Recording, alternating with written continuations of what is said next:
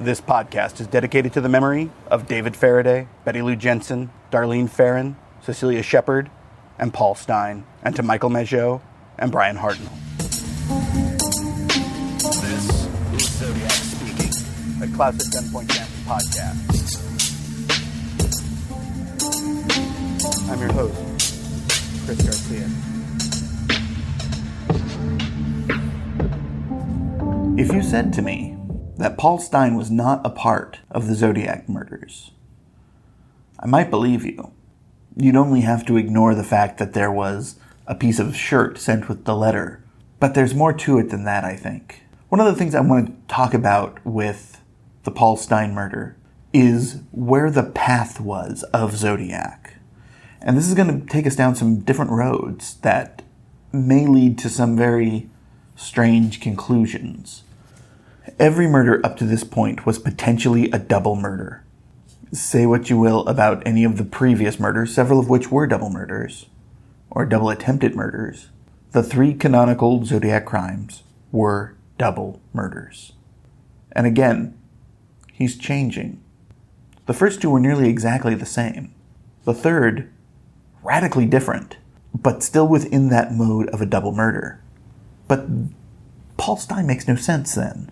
A single murder, a private space, but within a larger public, not in a private area, but instead in the middle of a city.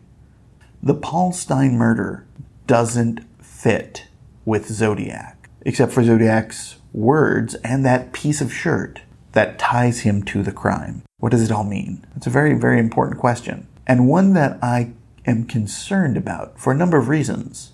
If we can cast doubt on Paul Stine as a part of this, how does the center hold? Where is that cohesion that a serial killer really needs? The other thing I'm going to be looking at is, why did it end here, or seem to end here?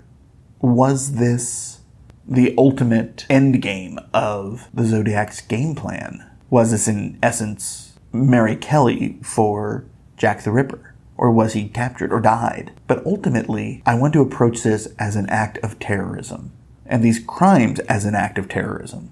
The first two, to make you afraid to be alone with a loved one at night in a private place. The third, to make you afraid to be alone with a loved one during the day in a private place. But this one strikes directly at most people. It is frightening to be alone with someone in a private place, even when you are surrounded by the city.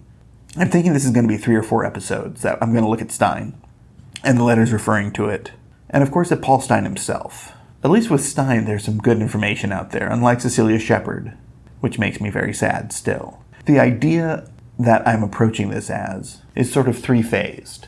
Was Zodiac completely changing his MO in an attempt to be able to keep killing because he was afraid he was being closed in on? Was Paul Stine's murder simply attached to Zodiac? And I've actually heard some good arguments on this.